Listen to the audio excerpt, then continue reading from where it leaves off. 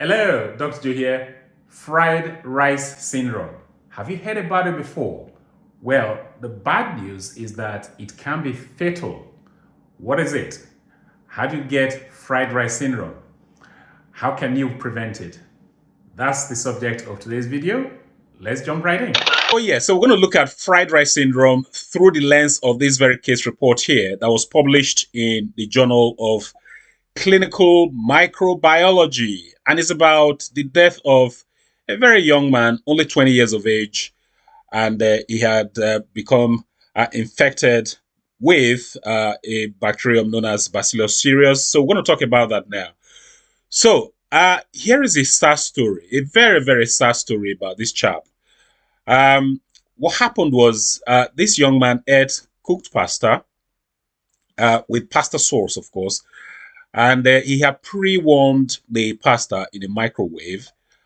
And after consuming his food, he left for sporting activities, which is, a very nice thing to do. You finish eating and you go do some exercise. So he did the right thing there. An important piece of information in this very presentation is that the pasta this gentleman consumed had been prepared 5 days earlier and was left at room temperature on a countertop. Now, let's continue with the presentation.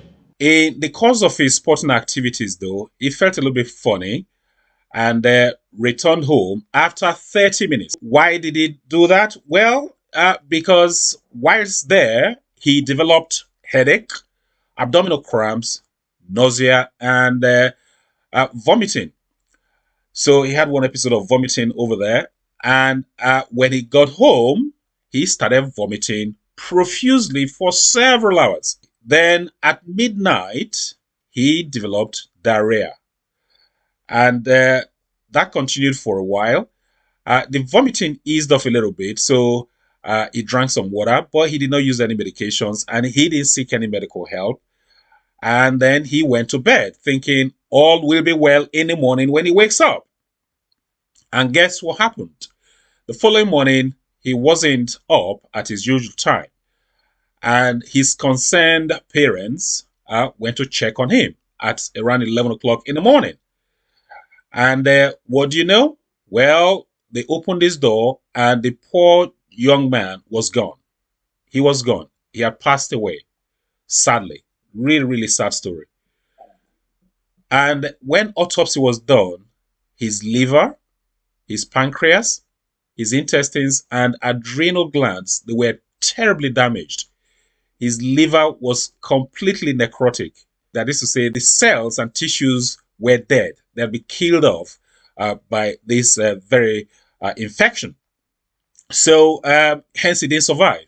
Okay, because you need your adrenal glands to keep you alive, by the way.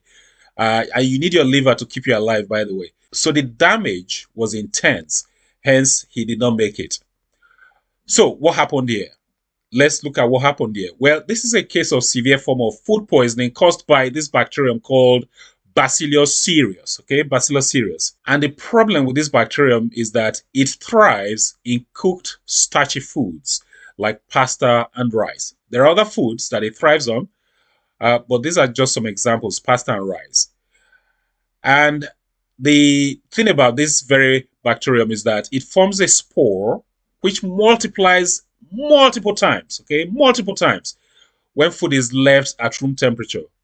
So leaving the food on the countertop encourages the bacterium to multiply over and over and over again. And then, of course, more spores are being unleashed into the substance of the food. So here's the other thing. This bacterium doesn't just multiply, it produces toxins, and lots of it. Okay, lots of toxins. And this was what really got this young man, the toxins.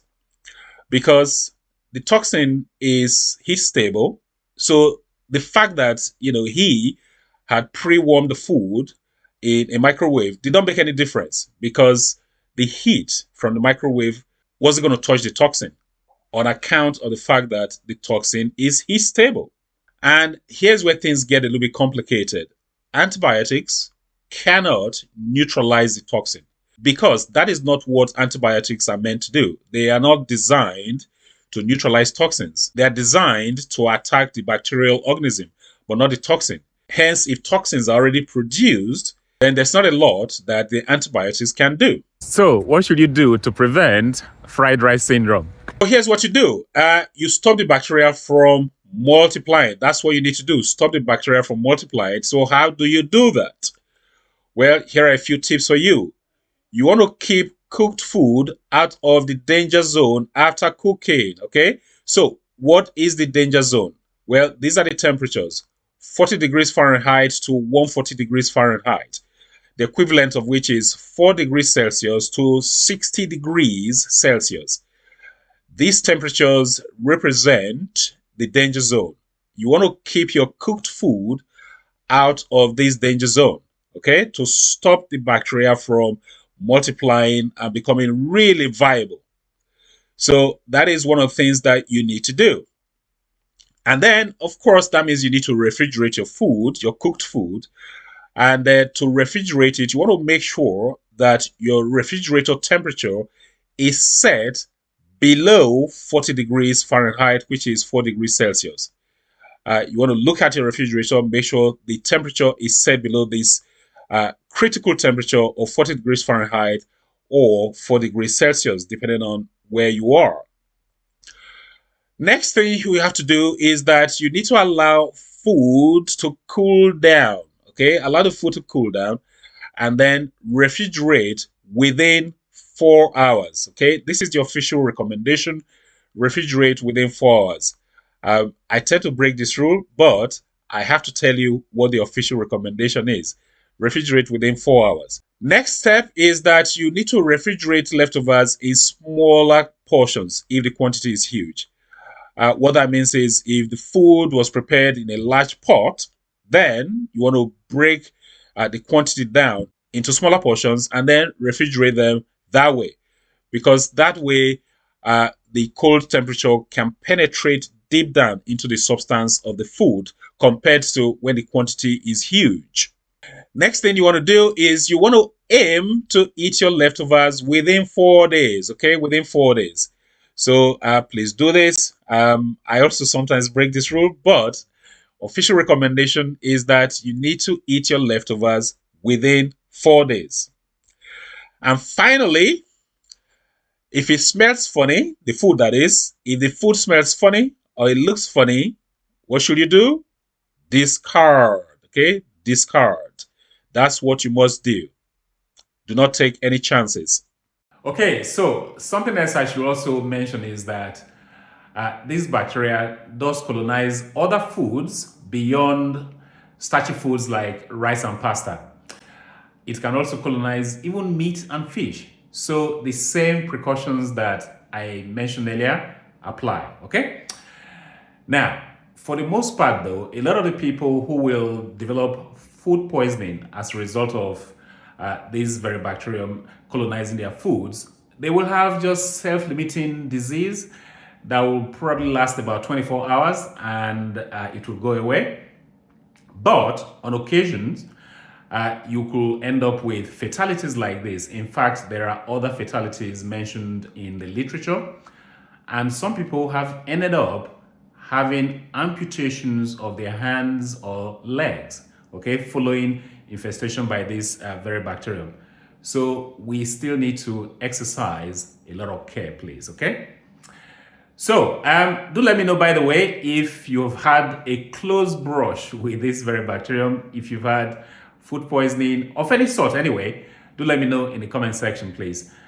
And if you know anybody who has had a close brush as well, please do let me know in the comment section.